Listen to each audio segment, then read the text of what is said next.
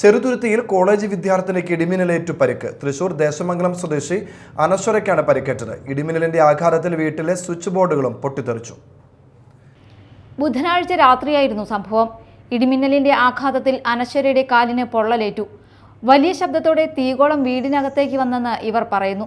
കഴിച്ചുകൊണ്ടിരിക്കുന്നതിൽ ഇടയ്ക്ക് മോള് പറഞ്ഞു, ഞാൻ അങ്ങോട്ട് ഉള്ളിലേക്ക് പോകാൻ അമ്മ വേഗം ആയോ, നല്ല മിന്നുന്നുണ്ട് പറഞ്ഞപ്പോൾ അവൾ ഞാൻ ഇപ്പോൾ വരാമെന്നും പറഞ്ഞിട്ട് അവൾ അങ്ങോട്ട് കട്ടിലുമ്പോൾ കയറി ഇരുന്നിട്ടേ ഉള്ളൂ. അപ്പോഴേക്കും അത് പൊട്ടിത്തെറിഞ്ഞു. പൊട്ടി ആകെ പുക മഴയായി. അവിടെ വീട്ടിലെ എല്ലാ സ്വിച്ച് ബോർഡും അടിച്ചു പോയി. മോളുടെ കാലിൽ ചെറിയ പരിക്ക് പറ്റി.